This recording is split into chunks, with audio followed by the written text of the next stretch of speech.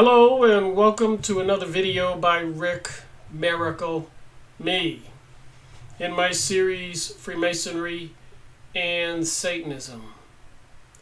Freemasonry, Satanism. Is there a connection?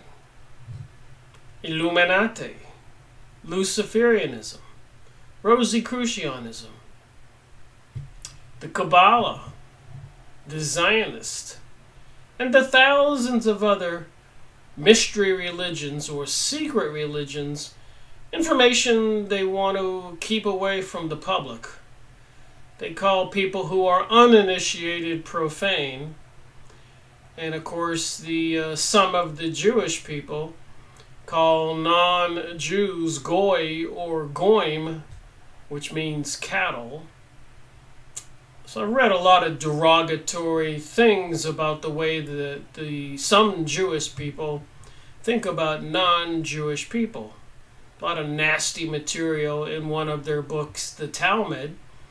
And apparently the Talmud is a derivative of the Kabbalah, and that would be a derivative of the ancient mystery religion in Egypt, maybe going past the Great Flood, some religion even of the beings from Atlantis. I don't know. I do know I continue to read books, and sometimes things can just be a little bit out there.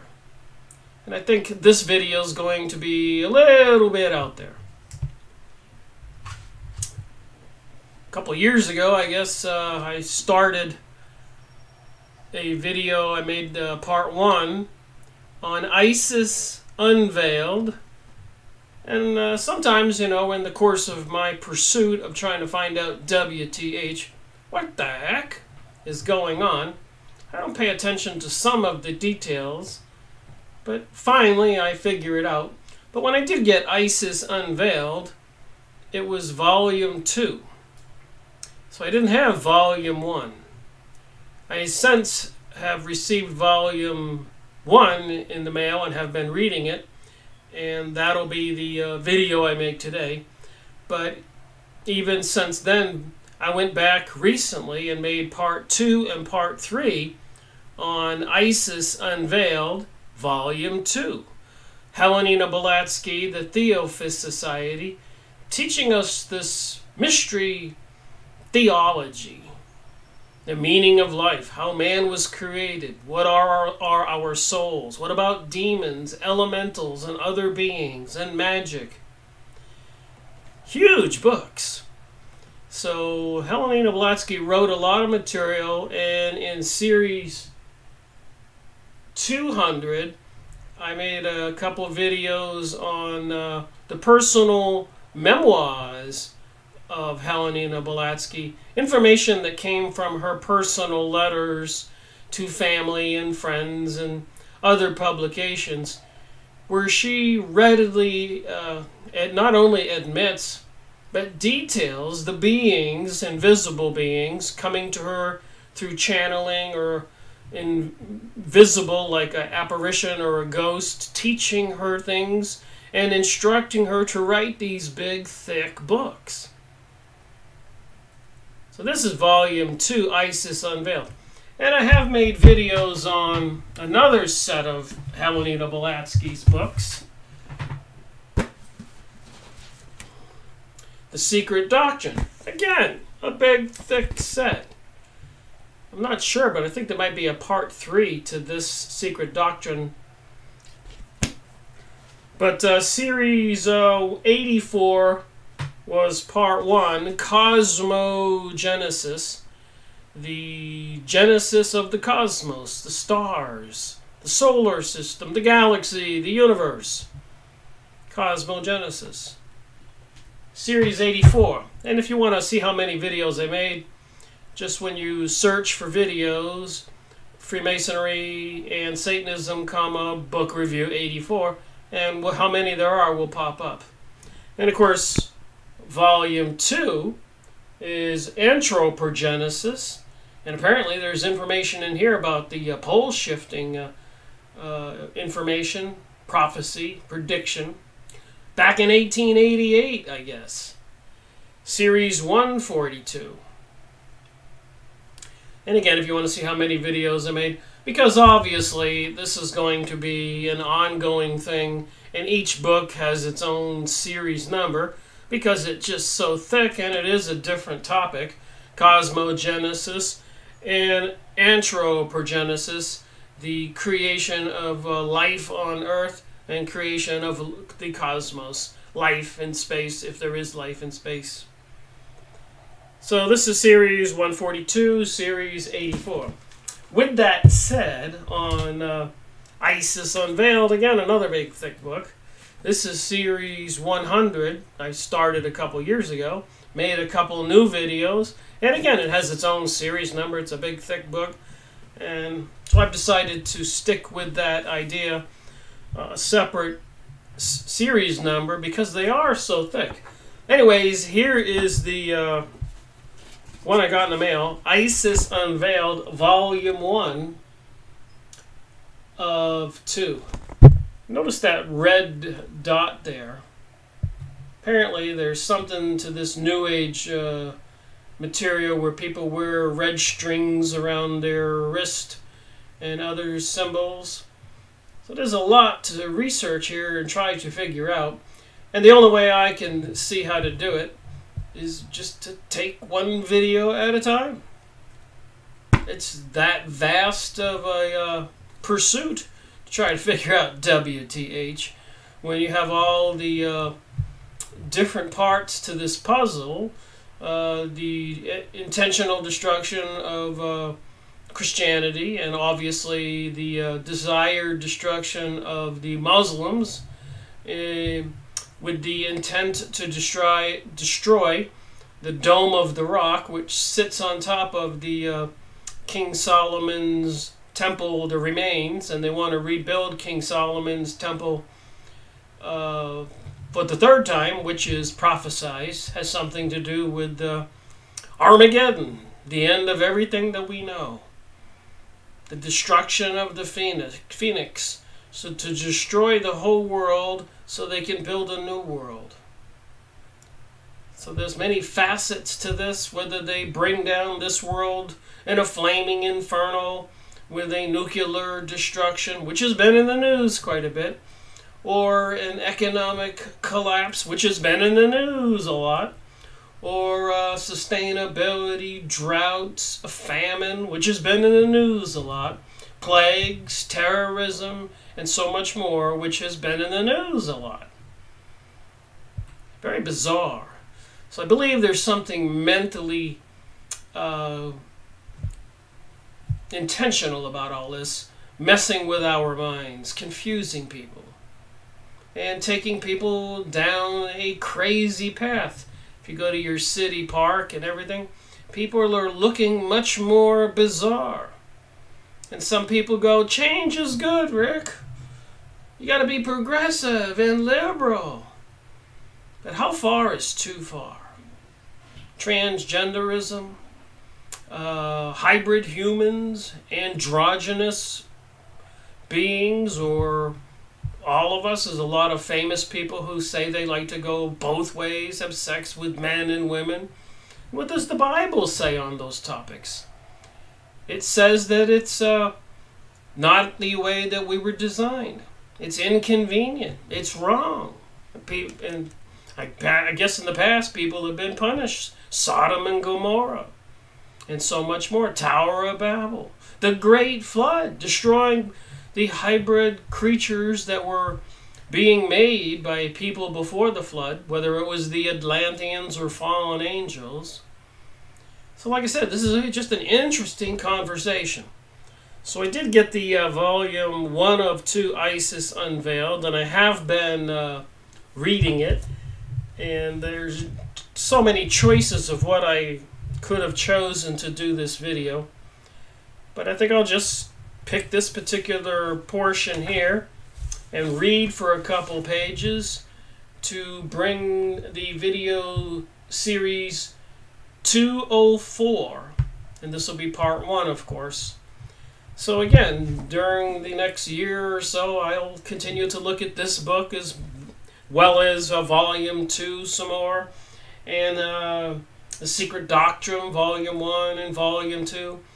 And weirdly enough, in one of the videos I was watching about people who do get initiated or enlightened, there's no way to force it. Not that I'm trying to be initiated or do anything involving sorcery, witchcraft, Kabbalistic, but it did say that there's only one way to wake up, and that's just to relax and do the research. And even like psychic abilities, I've learned that you really can't push it. Some people are more inclined to be psychic, and others find it very difficult. Even using a wooden stick, a fork, from a hickory tree to find water, called dowsing, which has been done for thousands of years. It would have been very difficult for the pilgrims crossing the United States if they didn't know how to douse. A lot of them would have died of thirst, dehydration.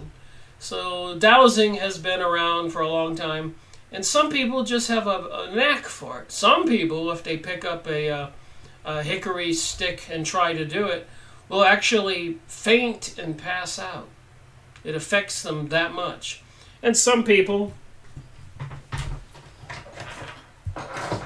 can use a pendulum, and you can do certain things. You can put it over a rock, and it'll spin 5 times to the left and 8 times to the right. A certain code will come up, and it depends on the type of rock, which is weird. Anybody can do this if you want to get the books and read it. But apparently every rock or every material object everywhere has a arc of light coming from it or connecting it to something else. Almost like the resonance of 2 tuning forks. If you bang one on the table and you hold the other one a couple feet away, it'll start ringing at the same tone. Or 2 guitars, if you hit the G string, the other guitar, if it's tuned properly, the G string will start ringing. Resonance. So the same thing with holding a pendulum over a stone or a glass of water. If you circle the glass of water really slow, there's books on this. I think I have 1 or 2 that I've made. You can find that beam, and then the pendulum will start rotating to the right and a certain number rotating to the left. Everything has its own code. That's what I'm trying to say. Different materials. So that began my research. I was basically looking into alternate energy instead of gas or oil and nuclear power. I was taking this from the practical point of view. I wasn't trying to get into this psychic stuff or metaphysics stuff. But when I did buy some books by famous scientists, I found out that most, if not all, were psychic when they were young. And usually they came from parents who were into the church and praying a lot. So something connecting the pineal gland to this otherworldly intelligence. So apparently we're all spiritual beings. And right now, in this case, my spiritual essence is in this biological body. And they talk, Max Egan was making a little fun on a video I was watching of his recently. And he says it's almost funny that these people, when you talk about ascension and the earth or the humans going into the 4th or 5th or 6th dimension, they're basically saying they're going to ascend into a spiritual entity. And why, pray tell, would they want to do that? Isn't that, as Max Egan said, give credit where credit is due, isn't that where we came from? We were spiritual beings, if you believe in reincarnation. If you don't, we're spiritual entities in these biological bodies. So why would people, or how are people being convinced it's desirable to, I guess, die, to become a sixth-dimensional, fifth-dimensional being again. And I guess the way I've been understanding it, if your soul grows to a higher level, you get to the seventh dimension, the eighth dimension, ultimately is to, I guess, graduate in your education of your soul. As Edgar Cayce talked about, soul growth, why so many people were born at certain places and certain times. And I made book reviews on astrology and a lot of these topics. So again, it's not something you can hurry. You just have to take your time and read the material and relax. And assuming our brains process information as we acquire more information and more information and more information, like going through 12 grades to graduate from high school, 4 more years to get a bachelor's degree, 2 more years to get a master's, a couple more years to get a PhD. Assuming, as I've been doing with these book reviews for going on 5 years and starting my research in 2005, almost 15 years ago, reading books, I promised myself to read books for 10 years before I would started writing books, and I bypassed writing books and just started making videos, because I realized there were a lot of books out there that needed to be rediscovered. Every time I thought about a topic I would write a book on, I started doing research, and I discovered there were great books on those topics. People have been doing research for thousands of years, hundreds of years. Intelligent, good people who wrote thick books.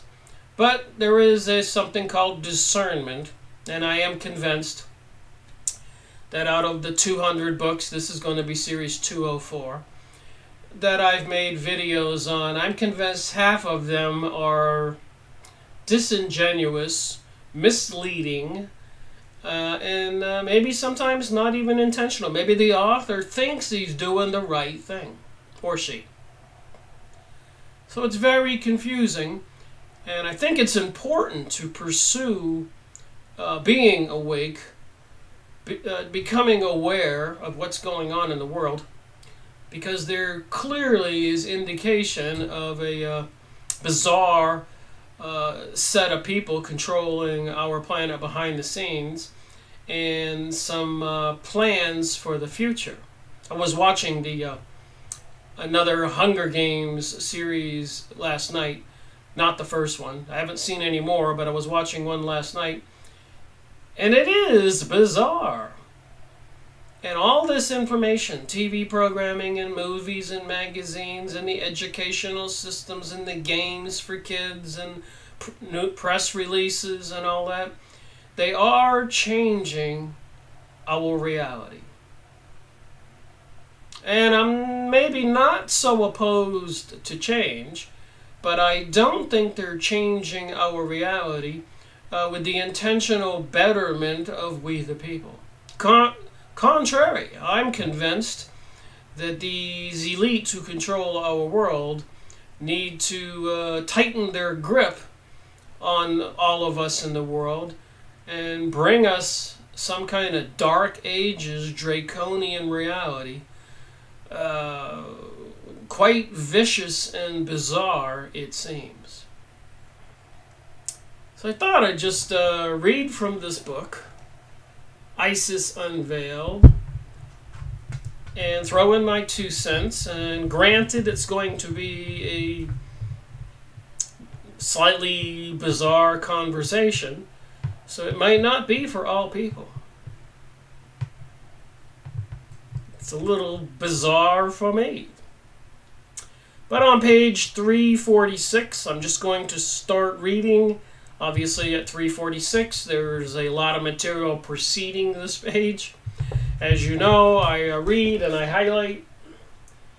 And as I come along onto some material, I say, well, maybe this would work as a conversation. By whatsoever name the physicists may call the energizing principle in matter is of no account. It is a subtle something apart from the matter itself, and as it escapes their detection, it must be something besides matter. So let me just read again, just to get this opening correct. By whatsoever name the physicists may call the energizing principle in matter, it is of no account. So what is the energizing principle in matter? Like I said, if I hold this over a piece of white quartz, I'll get a certain code this way and this way.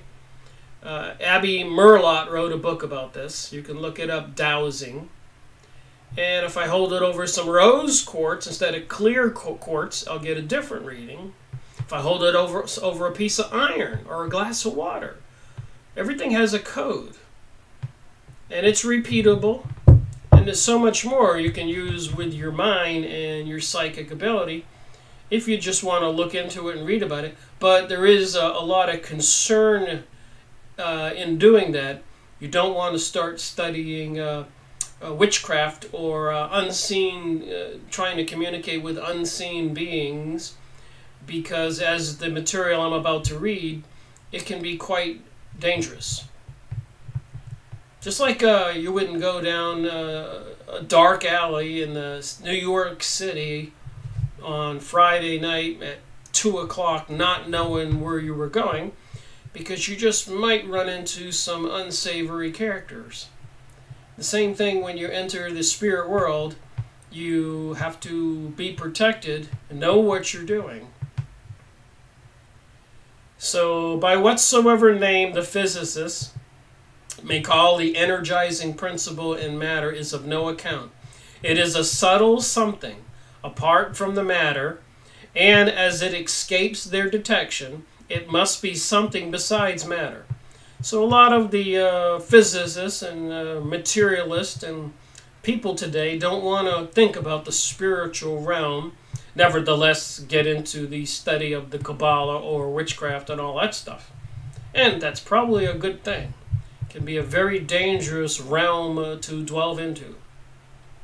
If the law of attraction is admitted as governing the one, why should it be excluded from influencing the other? Leaving logic to answer, we turn to the common experience of mankind, and there find a mass of testimony collaborative of the immortality of the soul. If we judge but from analogies, but we have more than that. We have the unimpeachable testimony of thousands upon thousands that there is a regular science of the soul, which, notwithstanding that it is now denied the right of a place among other sciences, is a science. So there is a science to the spiritual realm. And a lot of people go on the internet or go to lectures and listen to these people channeling some entity, like Esther Hicks channeling Abraham, or Jane Roberts. You can look up her material or buy her books channeling Seth. Lee Carroll published a lot of books channeling Cryon, and so many others. So we find a mass of testimony collaborative of the immortality of the soul, if we judge from the analogies. But we have more than that. We have the unimpeachable testimony of thousands upon thousands that there is a regular science of the soul, which, notwithstanding that is now denied the right place among the sciences. It is a science. This science, by penetrating the arcana of nature, the vast aspects, far deeper than our modern philosophy ever dreamed possible, teaches us how to force the invisible to become invisible. How to force the invisible to become visible. Even Max Egan, if you watch his videos, he said he went down to Peru and took ayahuasca, the drug, and he could see this other world. He said it is real. And I'll look at that book I have on the pictures that one Shama, a witch doctor, if you want to know what a Shama is, drew when a professor from the northern United States took him some drawing paper and drawing pens. Because he was a pretty good artist, the professor wanted him to draw what he saw when he took ayahuasca. But anyways, Max Egan said he took it, and he says this other world is more real than this world. Just like it says here, there's thousands upon thousands of unimpeachable testimony. And I don't deny the existence of this other reality. I do find it concerning that all these mystery religions and organizations that think that they're better than us, calling us profane or goyim cattle, and are causing a lot of suffering in humanity, even World War I, World War II, 9/11, and too much more, to put our faith in these people who control our world when they're into these sciences. And that's why I read the book and I want to share this kind of material. I want people to wake up that this other world exists and to be aware that they are trying to destroy the religions of the past, saying that they're no longer needed. Channeled entities are saying that. And so much more of the New Age.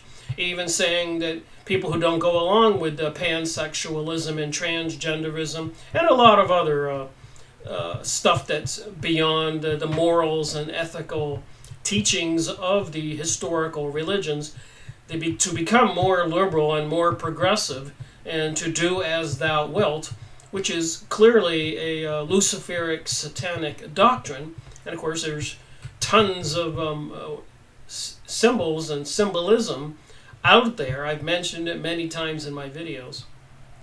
So this science, by penetrating the arcana of nature, the many aspects of nature, that would be this magic, far deeper than our modern philosophy ever dreamed possible, teaches us how to force the invisible to become visible. So Max Egan, taking ayahuasca, could see the invisible. It became visible. Even Carlos Castienda made a video on his book, A Separate Reality, couple videos, 2 hours long each, and taking the peyote and other drugs with the Mexican shamans, they made the invisible visible. Even Max Long, I made videos on the kahunas, the shamans, witch doctors of Hawaii, and they would go into meta states with the yoga or meditation and be able to walk on coals of fire. And the witch doctors could control deceased spirits. They could control the invisible. And there's so much more. Like I said, I've made a lot of videos on psychic research and auras and the government having remote viewers who leave their bodies and spy on the enemy or can take possession and control of other people. And then, of course, we have MK Ultra and Project Montauk with the governments of the world with these black projects delving into these things, abducting young boys and experimenting with them and some young women. There's so much bizarre material out there, even deals with the government allowing some kind of aliens to abduct people and apparently producing some kind of hybrid creatures and later showing it to people. Many videos on that. So certainly we need to look into this material and see if we can awaken our minds.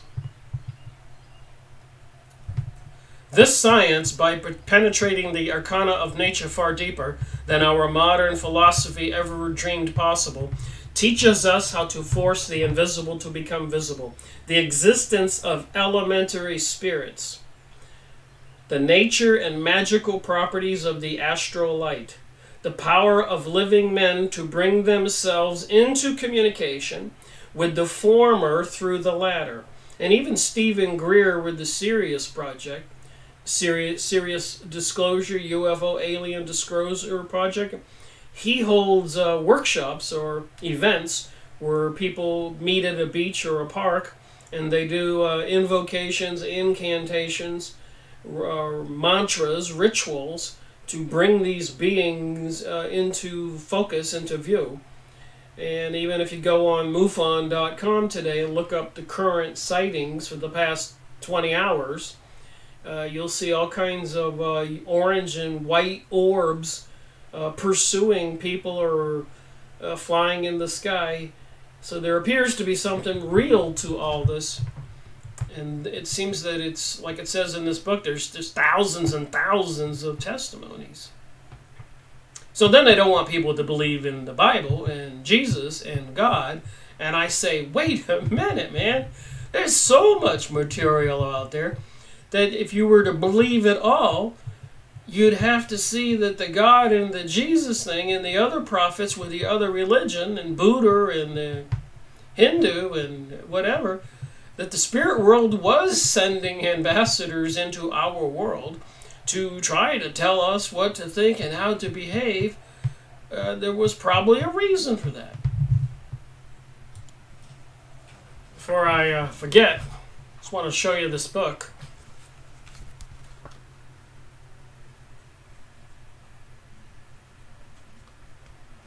Here's the Shama.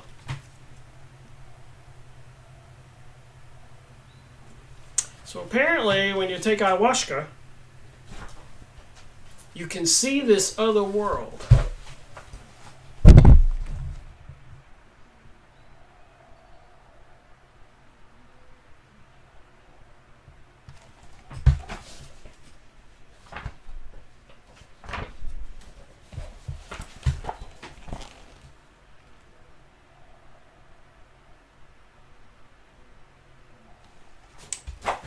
Unbelievable.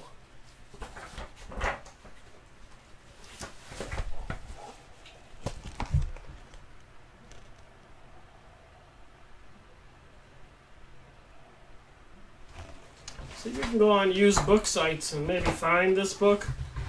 The pictures alone, if you can pick it up for a few dollars, is worth it.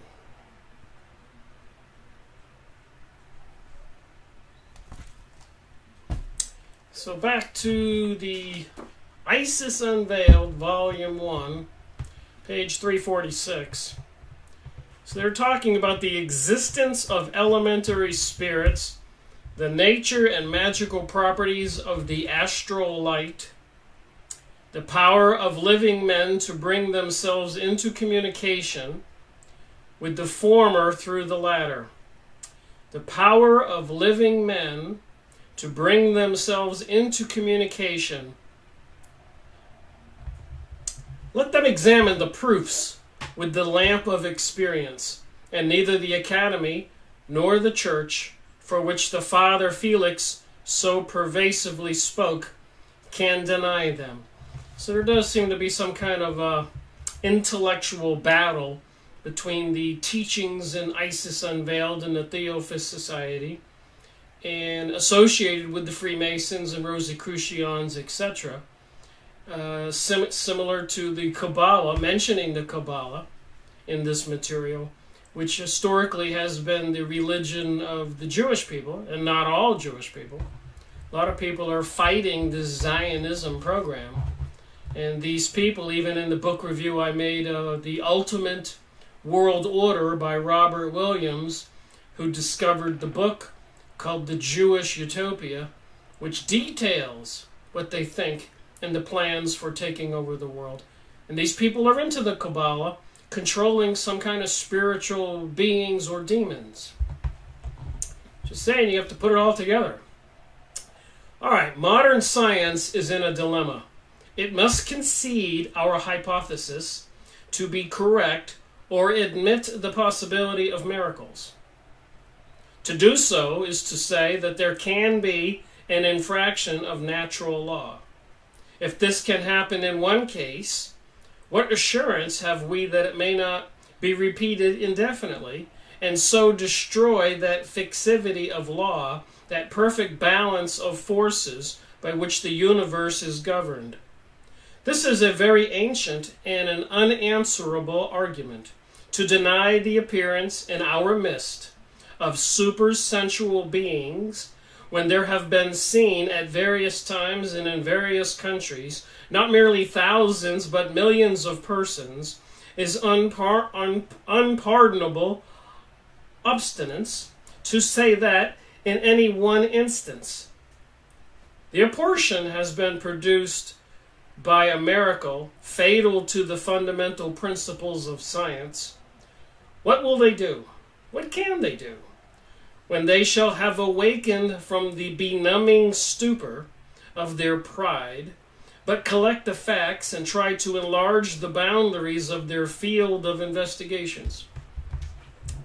So in my case, being a Christian who believed that Jesus Christ was crucified, because the powers that be, the Pharisees, the leading Jewish priest, not all of them. Remember, Jesus had quite a following back then, and those people who were listening to him and gathering together were all Hebrews.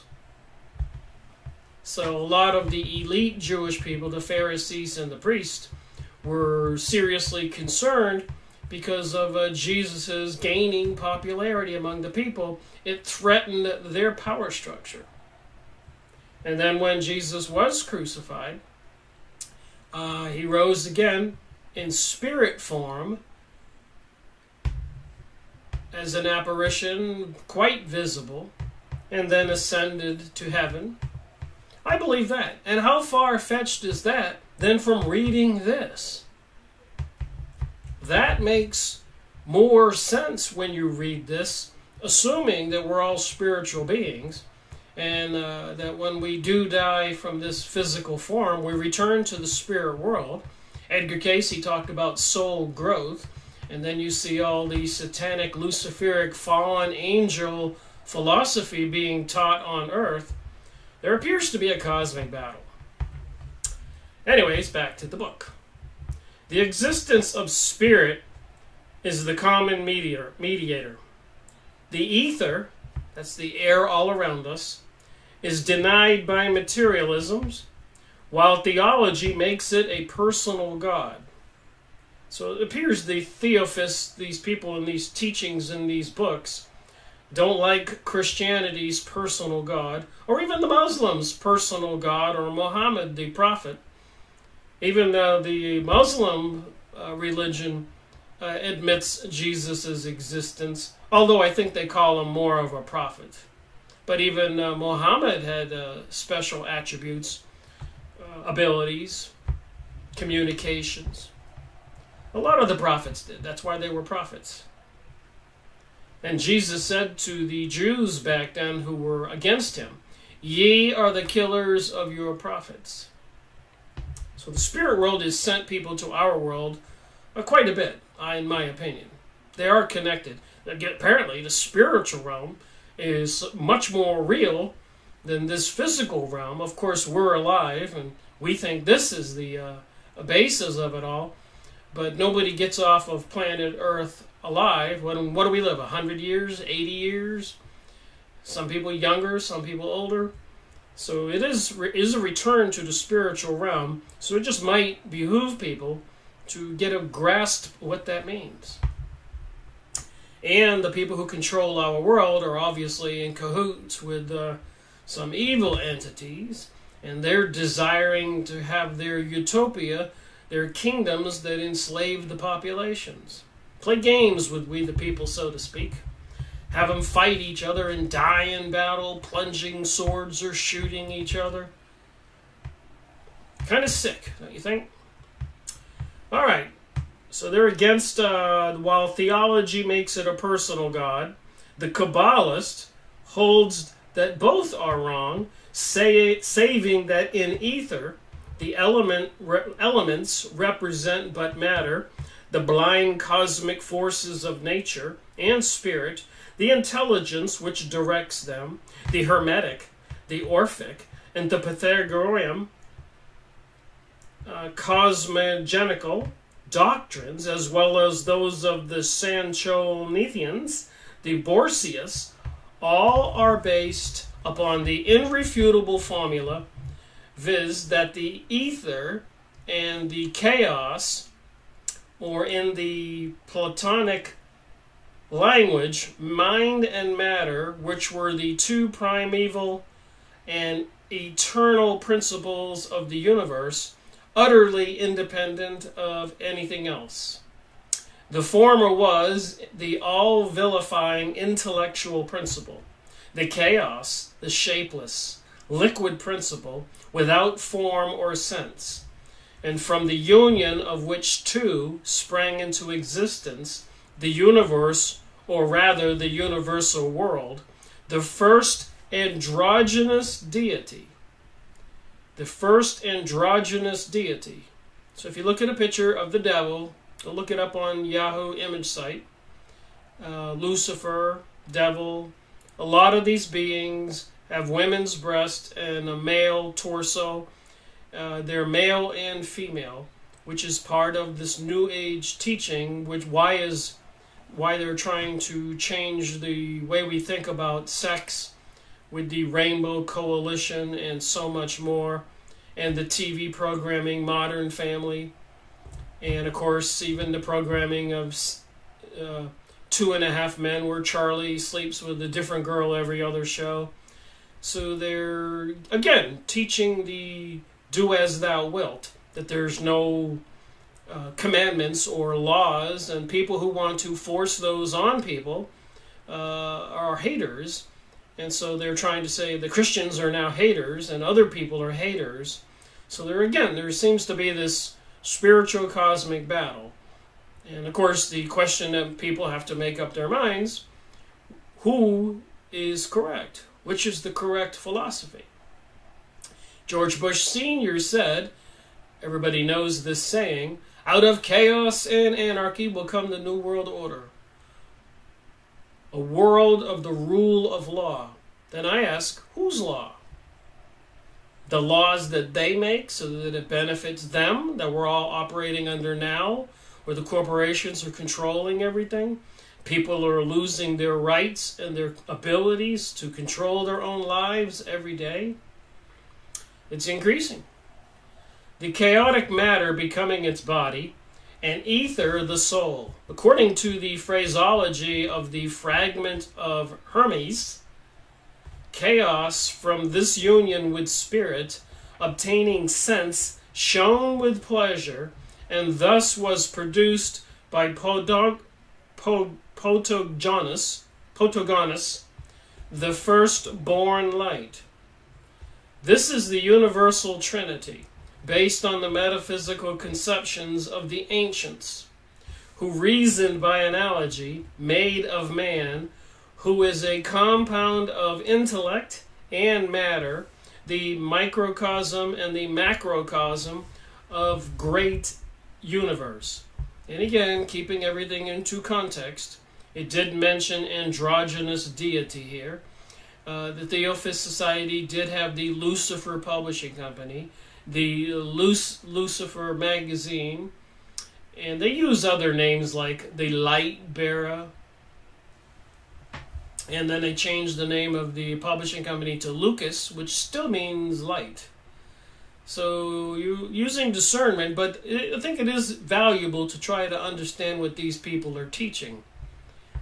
And if you pay attention to the subtle hints, you can see, like it said here, they are in a struggle with the Jesus Christ teachings, and probably with the Mohammed Arab religion, and probably with the other religions, as in series 23 of my series, The Book of the Law by Aleister Crowley.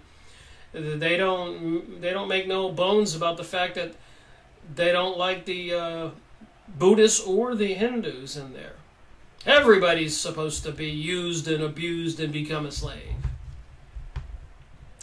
If we now compare this doctrine with the speculations of science, which comes to a full stop at the borderland of the unknown, and while incompetent to solve the mystery, will allow no one else to speculate upon the subject, and with the great theological dogma that the world was called into existence by a heavenly trick of the protestidigitation, which we do not hesitate to believe that, in the absence of better proof, the Hermetic doctrine is by far the more reasonable. That would be similar to the Kabbalah, and also involving alchemy, witchcraft, magic. Again, not all that stuff may be evil. They were into mixing metals and doing other things. The philosopher's stone, turning iron into gold, silver into gold. Highly metaphysical as it may appear. The universe is there, and we know that we exist. But how did it come, and how did we appear in it? Denied an answer by the representatives of the physical learning, and the excommunicated, and the anthemonized for our blasphemies. Curiosity by the spiritual usurpers, so they're calling the existing church the spiritual usurpers. What can we do but turn for information to the sages, the ancients, who meditated upon the subject ages before the molecules of our philosophers aggregated in ethereal space? So that would have been a long time ago. This visible universe of spirit and matter, they say, is but the concrete image of the ideal abstraction. It was built on the model of the first divine idea. Thus, our universe existed from eternity in a latent state. So the universe existed in eternity, but in a latent state, almost like a dormant tree before spring. I'm just interpreting here. The soul animated this purely spiritual universe is the central sun. Let me read that again. The soul animating this purely spiritual universe is the sun. So they're saying the sun is a soul, the highest deity itself. And if you look at corporate logos, even behind the all-seeing eye on the dollar bill, there are the rays of the sun god. Hence we have Sunday, and that's not S-O-N-D-A-Y, that's S-U-N-D-A-Y. You think that's a coincidence? Why would they be worshiping the sun, which is part of the Isis, Osiris, Horus, ancient Egyptian religion, and so many others? The mystical mystery religion.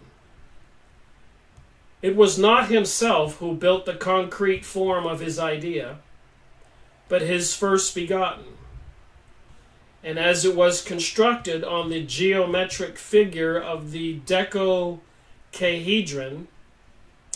so that would be the two pyramids interfacing each other in 3 dimensions, so that there's many points. Dodecahedron. So if you can picture a stone pyramid and another one, and they're facing each other, and you just push them together so that they're completely integrated into each other, and you have the different points sticking out. That's the dodecahedron. You can look that up. D-O-D-E-C-A-H-E-D-R-O-N. I've showed pictures of those before. And the first begotten was pleased to employ 12,000 years in its creation. So they're saying this entity, the sun, had a firstborn, and he took a dodecahedron, a stone with many points, and took 12,000 years to create the world we know today. And of course in the Bible it says God created the world in 6 days and rested on the 7th, is why we're supposed to rest on the 7th day. The latter number is expressed in the Taharian cosmology. So now we're talking cosmology, the religion or the genesis of the heavens, which shows man created in the 6th millennium. So if they took 12,000 years to create everything we know, man didn't come along till half that period. This agrees with the Egyptian theory of 6,000 years, with the Hebrew computation So with the Hebrew computation, they agree on that too. Interestingly enough, if you look at the Hebrew calendar, I think it's 5,000 something years now. And of course, in the Christian calendar, we're 2018. Sancho Nathan, that's a guy's name, in his cosmology, declares that when the wind spirit, so the wind has a spirit, became enamored with its own principles. This is page 347. The chaos, an intimate union took place, which connection was called photos, and from this sprang the seed of all. So this would be their religious teaching. And the chaos knew not its own production, for it was senseless, but from its embrace with the wind was generated mot. And I guess that means mud. And from this proceeded the spores of creation and the generation of the universe. The ancients, who named but 4 elements, made the ether a 5th one. So there's 4 elements: earth, wind, fire, etc., air. And they made a 5th one, which was the ether. On account of its essence being made divine by the unseen presence, it was considered as a medium between this world and the next. So the ether is the medium connecting this world with another world. And maybe that's why they put up these portals in the Arch of Baal, Arch of Titus, Arch of Palmyra, in New York and London. Maybe you heard about that. And later on through UNESCO, I found that they were putting 1,000 of these all over the world, the United Nations. And of course, the CERN opening up some kind of portal, and all these satanic rituals, which apparently cause some kind of interdimensional communication, which is why they sacrifice people.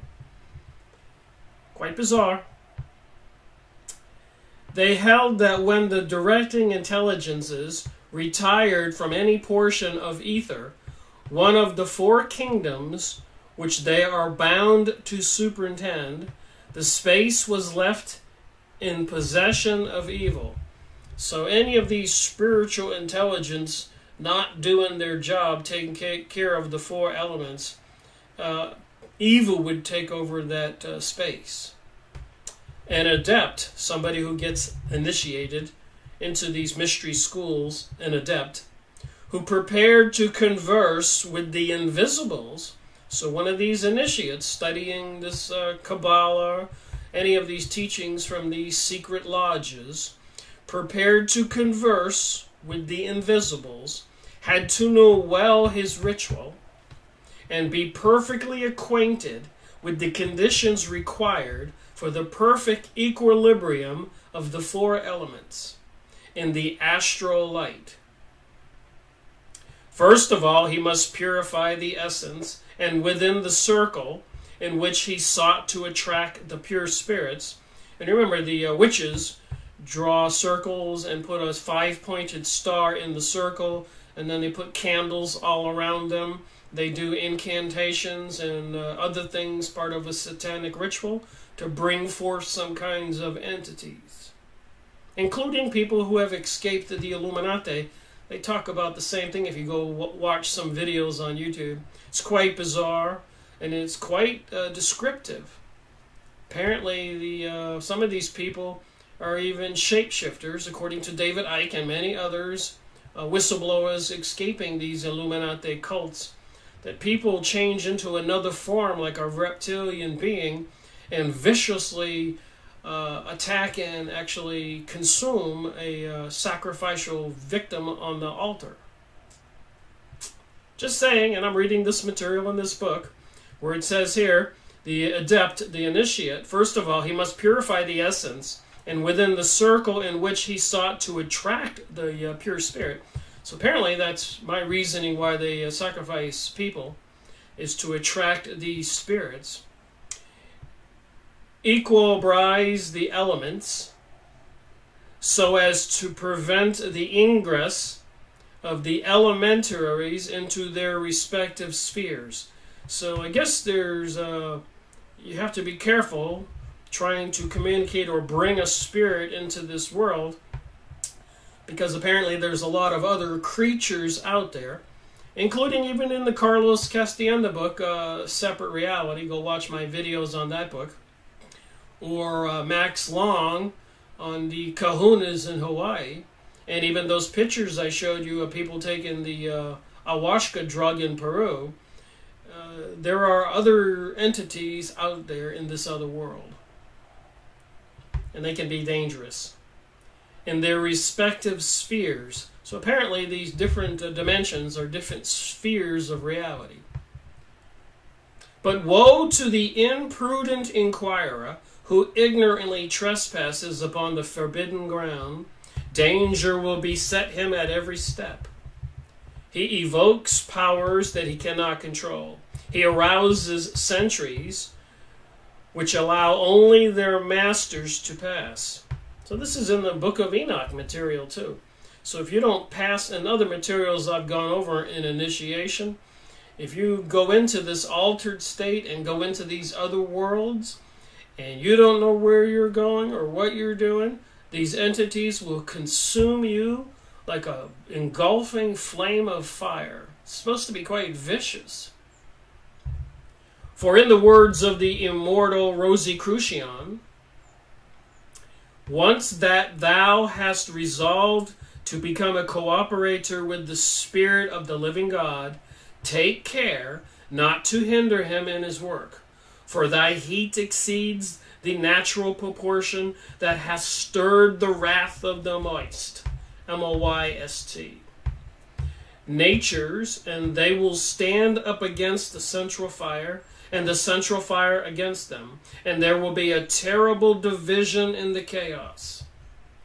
The spirit of harmony and union will depart from the elements, disturbed by the imprudent hand, and the currents of blind forces will become immediately infested by numberless creatures of matter and instinct, the bad demons of the Thurigus, the devils of theology, the gnomes, G-N-O-M-E-S, the salamanders, the sliffs, and the undies will assail the rash performer until nefarious aerial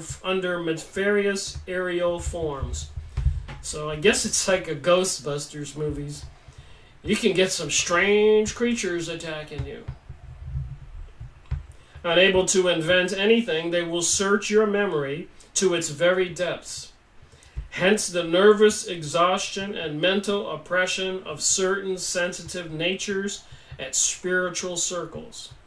The elementals will bring to light long forgotten remembrances of the past, forms, images, sweet mementos, and familiar sentences, long since faded from our own remembrance, but vividly preserved in the inscrutable depths of our memory and on the astral tablets of the imperishable book of life. And I must say that I do a lot of research and study, as you know if you watch my videos.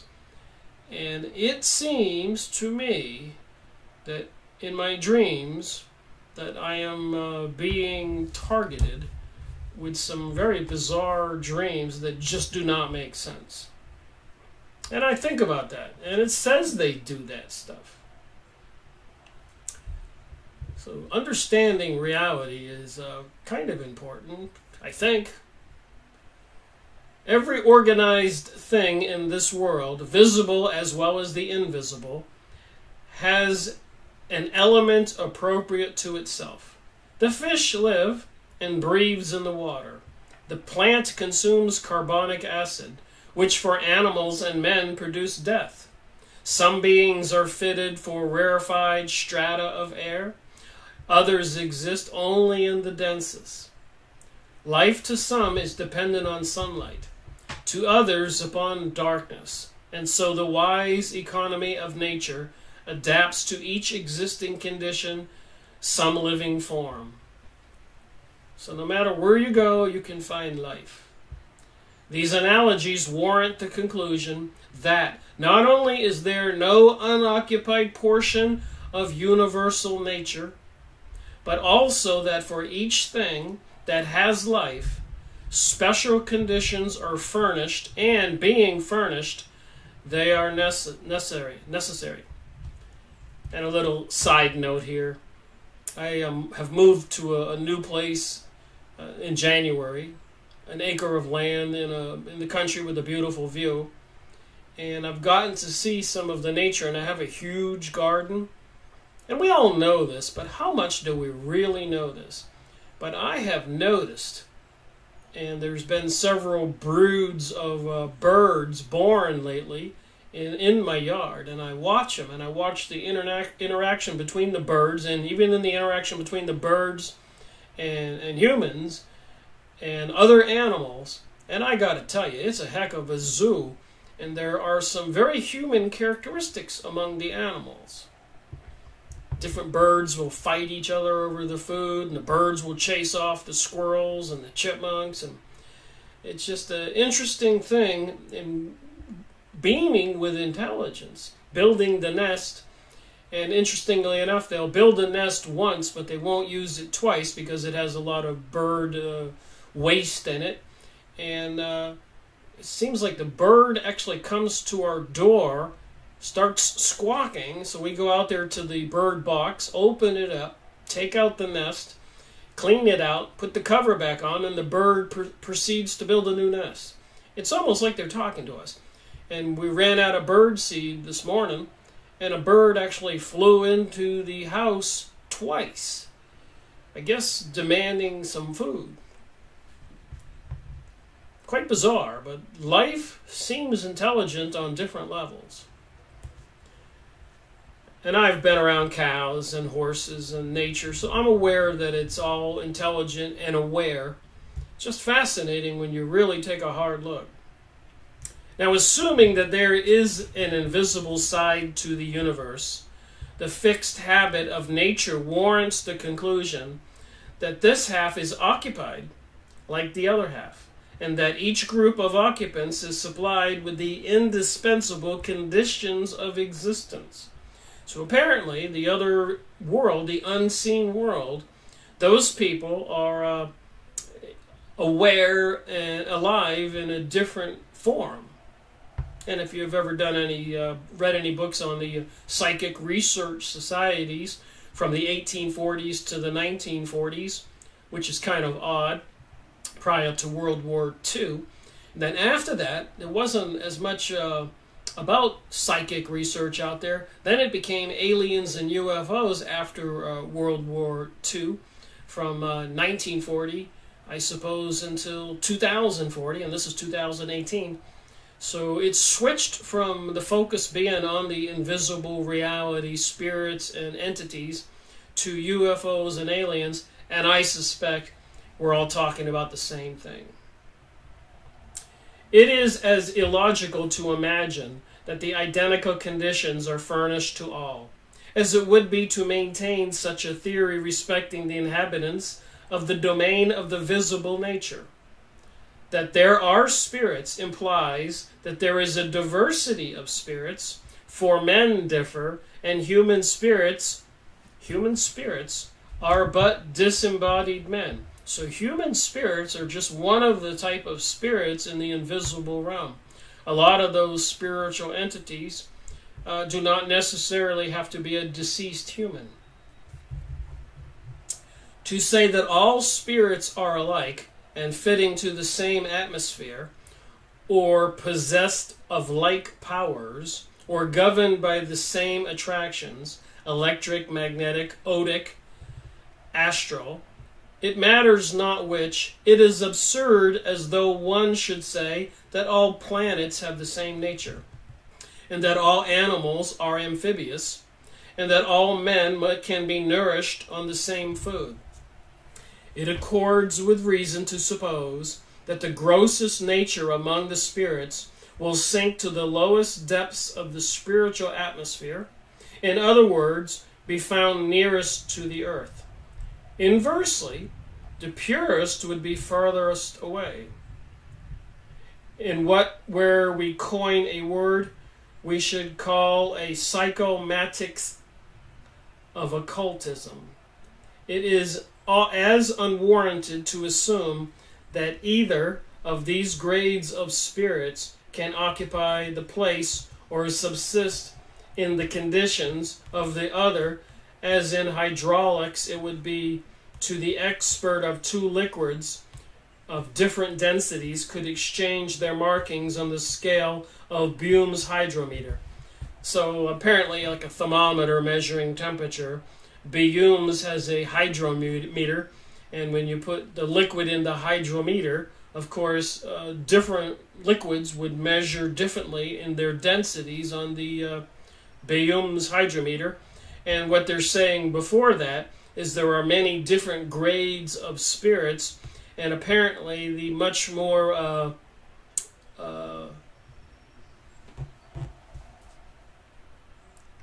intellectual, powerful spirits would be furthest away from Earth. So just wonder who these people into these occults with these satanic rituals, who they're communicating with. Who are the channelers communicating with? You could go listen to people channeling some entities. They go into a trance.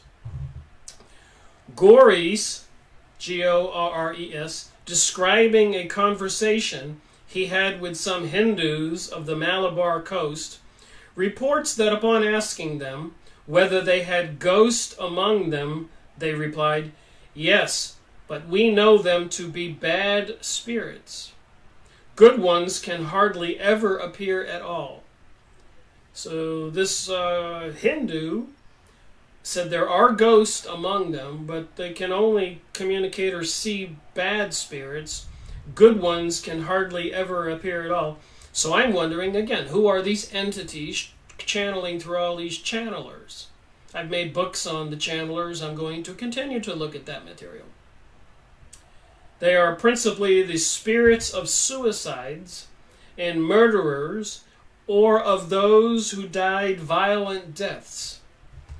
They constantly flutter about and appear as phantoms. Nighttime is favorable to them. They seduce the feeble-minded and tempt others in 1,000 different ways. And tempt others in 1,000 different ways. And what does it say in the Lord's Prayer? Lead me not into temptation and deliver me from evil. So when I say the Lord's Prayer, which I try to do every day, I say that in Jesus' name. I am aware that I need to protect myself. Lead me not into temptation and deliver me from evil. So apparently on this planet, we are on continuous bombardment of being tempted. And I'm not a particularly religious guy. I just believe that there are forces at work. And especially after doing my research and reading material like this book. There's a little more here, and I'm going to take a break. Of course, you won't know I'm taking a break. I'll just push pause and then push continue when I get back. Properi, apparently that's somebody, presents to us some hideous facts. Porphyry. Properi presents to us some hideous facts which vitrify is whose verity is substantiated in the experience of every student of magic. So this, whoever this person is, presents some hideous facts substantiated in the experience of every student of magic. The soul, says he, having even after death a certain affection for its body, an affinity proportioned to the violence with which their union was broken. We see many spirits hovering in despair about their earthly remains.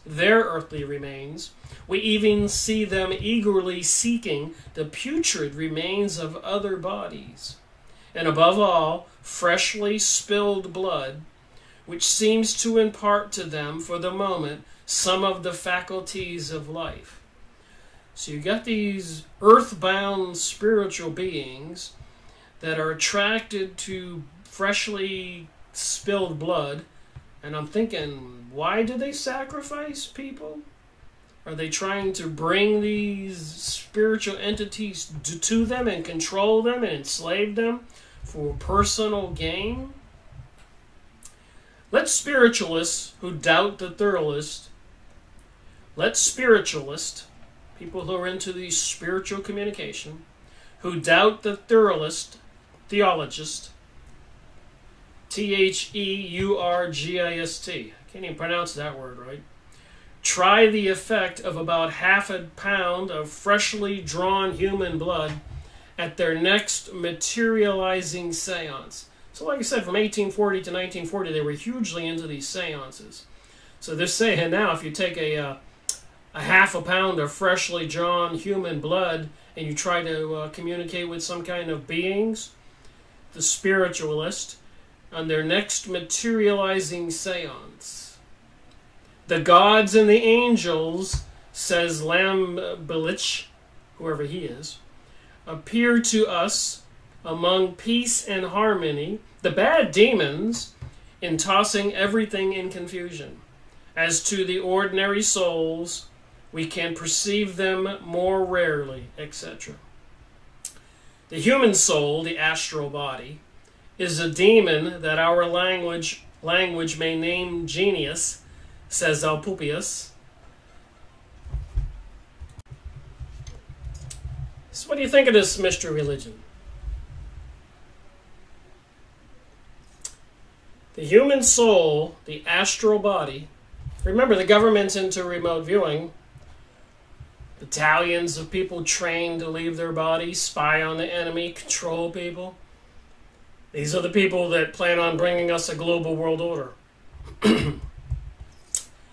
The human soul, the astral body, is a demon that our language may name genius, says Apellius. She is an immortal's god, though in a certain sense she is born at the same time as the man in whom she is. Consequently, we may say that she dies in the same way that she is born. The soul is born in this world upon leaving another world. So when we were born, we left another world. Numai mundi, in which her existence precedes the one we all know on earth. Thus, the gods who consider her proceedings in all the phases of various existences, and as a whole, punish her sometimes for sins committed during an interior life.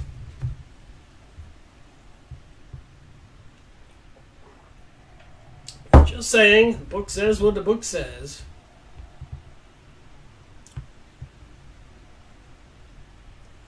She dies when she separates herself from a body in which she crossed this life as in a frail bark. And this is, if I mistake not, the secret meaning of the tumulary inscription, so simple for the initiate. To the gods, maims who lived, but this kind of death does not annihilate the soul. It only transforms it into a lemure. Lemures are the maims or ghost. So when you die, according to this material, you turn into a ghost, also called a maims, and collectively called lemures, which we know under the name of Lares. When they keep away and show us a beneficial protection, we honor in them the protecting divinities of the family hearth. But if their crimes sentence them to err, we call them larvae. They become a plague of the wicked, for the wicked, and the vain terror of the good. This language can hardly be called ambiguous. And yet, the reincarnationists quote Apellius in collaboration with their theory that man passes through a succession of physical human births upon this planet until he is finally purged from the dross of his nature. But Apellius distinctly says that we come upon this earth from one another, where we had in existence the recollection,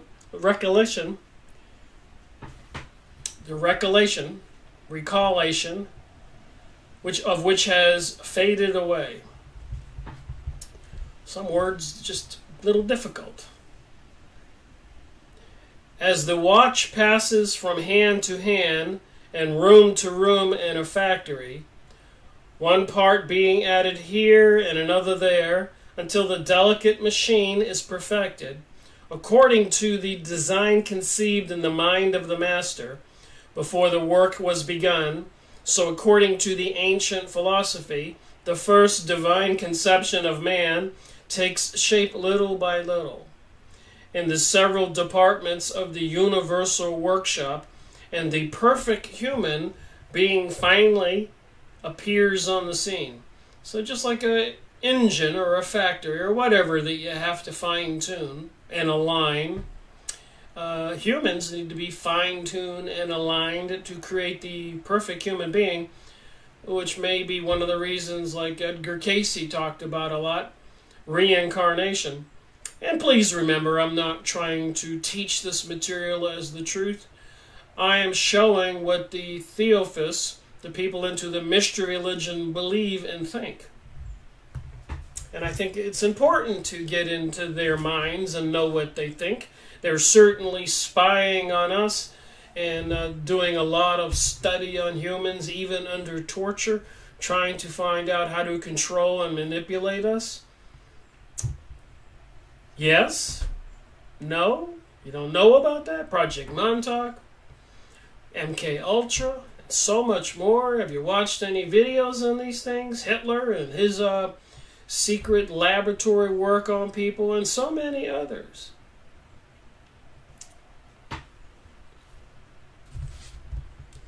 This philosophy teaches that nature never leaves her work unfinished. If baffled at the first attempt, she tries again. When she evolves a human embryo, the intention is that a man shall be perfected physically, intellectually, and spiritually. His body is to grow mature, wear out and die, his mind unfold, ripen, and be harmoniously balanced. His divine spirit illuminate and blend easily with the inner man. No human being completes its grand cycle, or the cycle of necessity, until all these things are accomplished. As the laggards in a race struggle and prod in their first quarter, so let's say you're having a quarter race, quarter mile, some people are laggards, they fall behind trying to catch up.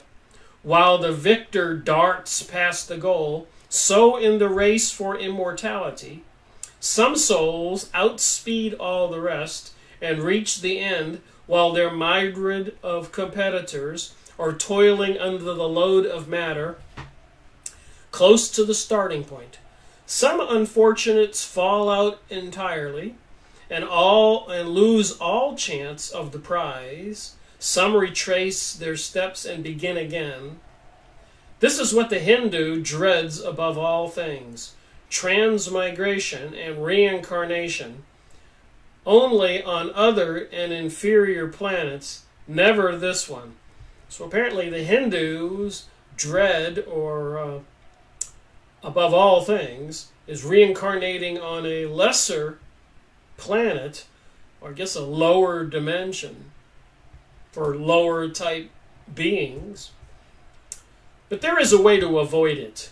Buddha taught it in his doctrine of poverty, restriction of the senses, perfect indifference to the objects of this earthly veil of tears, freedom from passion, and frequent intercommunication with the Atma, soul, contemplation. The cause of reincarnation is ignorance of our senses and the idea that there is any reality in the world, anything except abstract existence. From the organs of the senses comes the hallucination we call contact. From contact, desire, and from desire, sensation, which also is the deception of our body from sensation, the cleaving to existing bodies, from this cleaving, reproduction, and from reproduction, disease, decay, and death. Thus, like the revolutions of a wheel, there is a regular succession of death and birth, the moral cause of which is the cleaving to existing objects, while the instrumental cause is karma, the power which controls the universe, prompting it into activity, merit and demerit.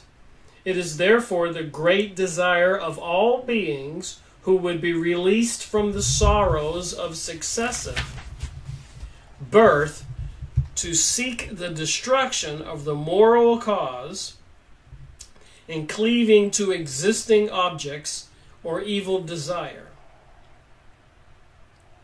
They in whom evil desire is entirely destroyed are called arhats. Freedom from evil desire ensures the possession of a miraculous power. Freedom from evil desire ensures the possession of a miraculous power. At his death, the Athart is never reincarnated. He invariably attains nirvana. So they in whom evil desire is entirely destroyed becomes an arhat, A-R-H-A-T-S. Freedom from evil desire ensures the possession of a miraculous power. And these people who are able to escape evil desires ensures the possession of a miraculous power, is never reincarnated. He invariably attains nirvana. So some kind of spiritual paradise. A word by and the by, falsely interpreted by the Christian scholars and skeptical commentators. Nirvana is the world of cause, in which all deceptive effects or delusions of our senses disappear.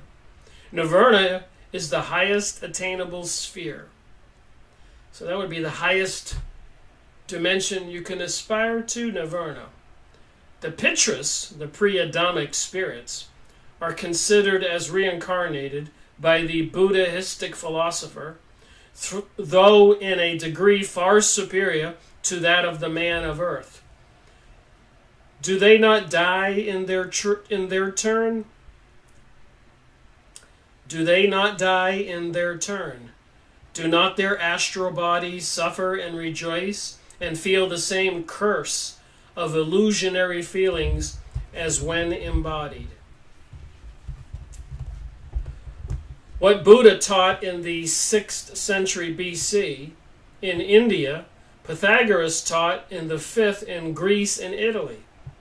Gibbon shows how deeply the Pharisees were impressed with this belief of the transmigration of souls. The Egyptian cycle of necessity is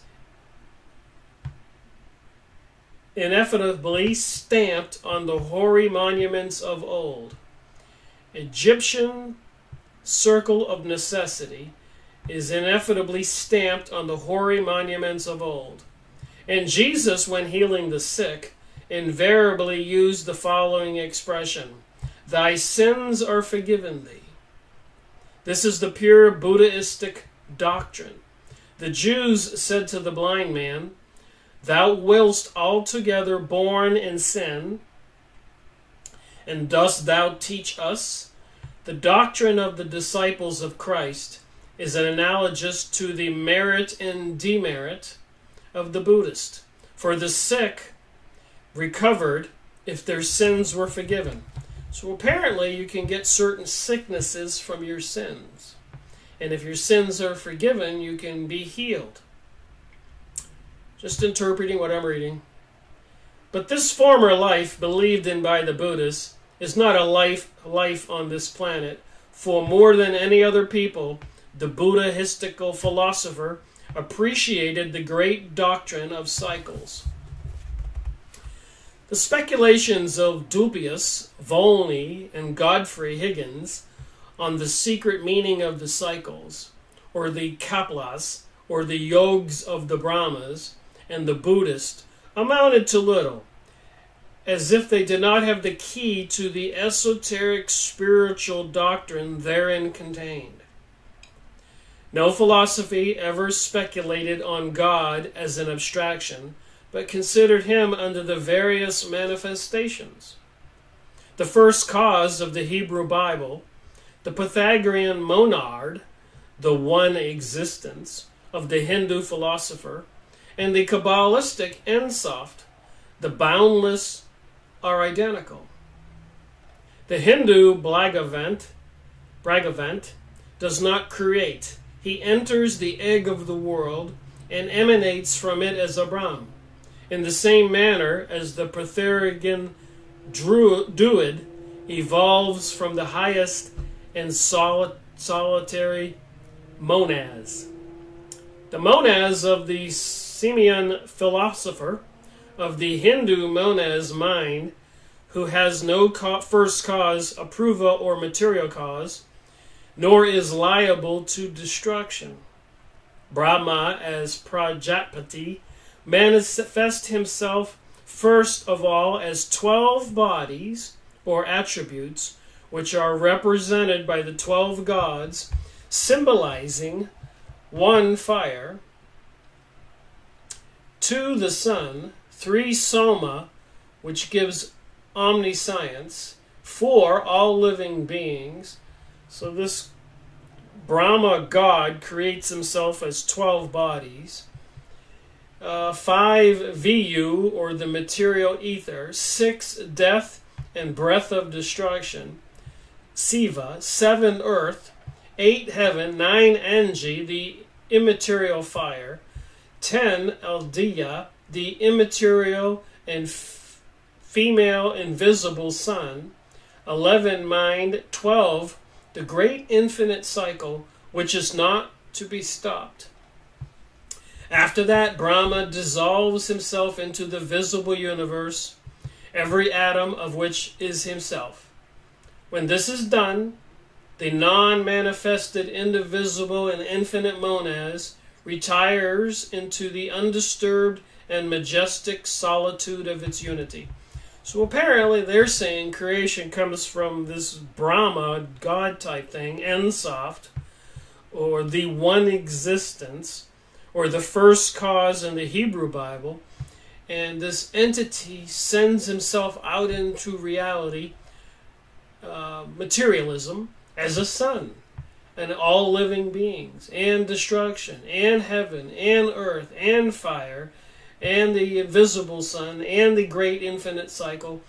And he goes through this whole cycle, and then it all returns back unto itself. And I've read this before in some of these materials. After that, Brahma dissolves himself into the visible universe, every atom of which is himself. So all atoms everywhere, everything you see in this office, me, my glasses, the ship down at the port, everything in creation returns to itself. When this is done, the not manifested, indivisible, and indefinite monads retires into the undisturbed and majestic solitude of its unity. The manifested deity, a duad at first, now becomes a triad. Its triune quality emanates incessantly spiritual powers who become immortal gods' souls. Each of these souls must be united in its turn with a human being. And from the moment of its consciousness, it commences a series of births and deaths. An Eastern artist has attempted to give pictorial expression to the Kabbalistic doctrine of the cycles. The picture covers a whole inner wall of a subterranean temple in the neighborhood of the great Buddhist pagoda, and is strikingly suggestive. Let us attempt to convey some idea of the design as we recall it. This is a bit much to consume, so I'm going to finish this video here. Another paragraph. Imagine a given point in space as the primordial one, then with compasses draw a circle around this point, where the beginning and the end unite together, emanation and reabsorption meet. The circle itself is composed of the innumerable smaller circles, like the rings of a bracelet. And each of these minor rings forms the belt of a goddess, which represents that sphere. As the curve of the arc approaches the ultimate point of the semicircle, the nadar of the grand cycle, at which is placed our planet by the mystical painter, the face of each successive goddess becomes more dark and hideous than European imagination is able to conceive. Every belt is covered with the representations of plants, animals, and human beings belonging to the fauna, flora, and anthropology of that particular sphere. There is a certain distance between each of the spheres, purposely marked, for after the accomplishment of the circles through the various transmigrations, the soul is allowed a time of temporary nirvana, during which space of time the Atma loses all remembrances of past sorrows. The intermediate ethereal space is filled with strange beings. So let's just assume you have a dozen dimensions, and each one is higher than the other. And they do this by drawing a dot in the center of a circle, and then making small circles on top of small circles on top of small circles, bigger and bigger until you get to the circle around the whole thing. So a circle with many circles inside. And in between those dimensions, there are strange beings. Those between the highest ether and the earth below are the creatures of the middle nature spirits, or as the Kabbalists term it, sometimes the elementary. So elementary spirits.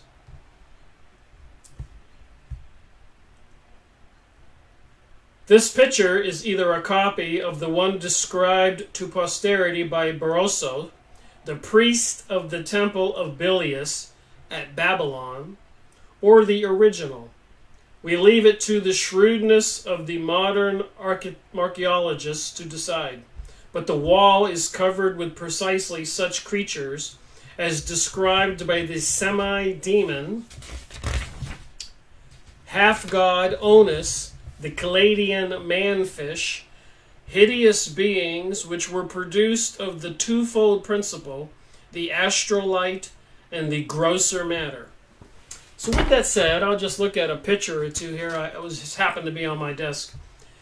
But apparently some of the ancients and a lot of the archaeology, even Eric van Doniken in the caves in Ecuador and many others, I've been noticing in my research a similarity of the kinds of beings they draw.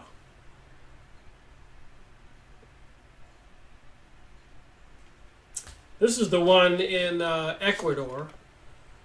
This priest has all these gold plates with all these creatures on it. I'll prove my point here in a second.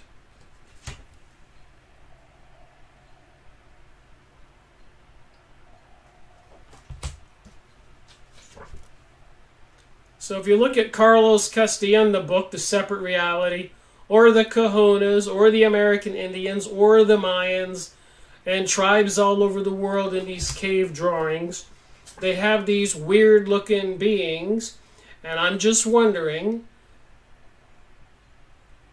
like the gray aliens or reptilians, were they able to perceive the invisible reality?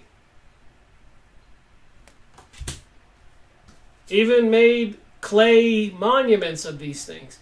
Even in my downtown area, they got these gargoyles and all these weird-looking beings on the buildings. They're throwing us this mystery religion right in our faces, and we don't know what to think of it.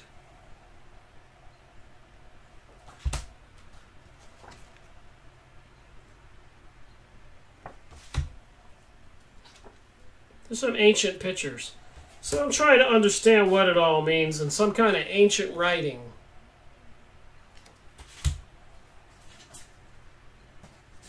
Lots of weirdness with these pictures. Look at the drawings on the guy's feet.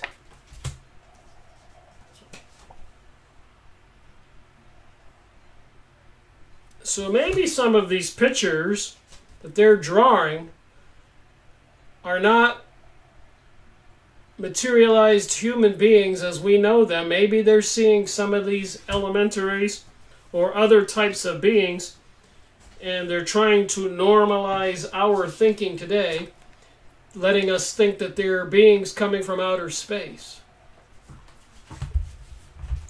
So there's no end to this.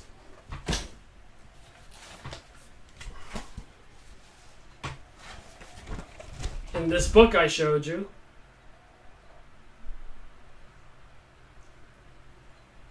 so if you're curious what the other world looks like, you might be getting a glimpse of it right there.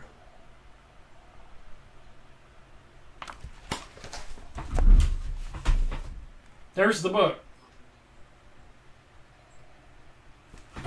They take these drugs, and they apparently can go into a trance and go into this other dimension. That's what shamans have done for thousands of years. And apparently a shaman was chosen as a young boy. A spiritual being would appear and say, "You're going to be the next shaman." And if the little boy was terrified and he said, "I don't want to be the next shaman," the spiritual entity would say, "Then you shall surely die." So the little boy would probably have no choice, and he would go to the shaman who had been informed and begin his studies and learn all the tricks of the shaman of how to go into a trance and go into the visible world to find solutions and cures to ailments or problems for the tribe. This is how it was done historically before the world became what it is now. And apparently some people in these mystery religions are still using some of this natural science. And if you're using it for evil, I call it witchcraft. And they do it to gain financial wealth and power over people and to satisfy other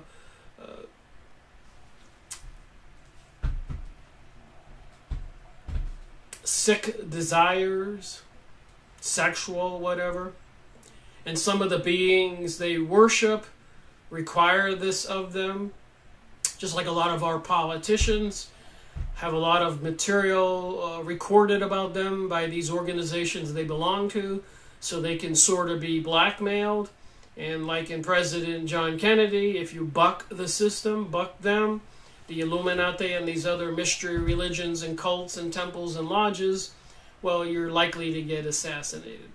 So they do seem to have a firm control over our world. And they apparently, it's pretty clear if you're paying attention, if you even listen to the channeled material, they say Christianity is no longer needed on earth. It doesn't apply anymore. Even the current Pope Francis made a video to all the other church leaders all over the world and said there's no longer any reason for us to be apart. We need to all unite. And they're calling for a global world order, a global currency. So some forces are uniting. in an attempt to take control of all of us over humanity. Microchipping people, artificial intelligence, computerized systems. Quite bizarre, and it all appears to be real. Thank you for watching my video, Rick Miracle reporting.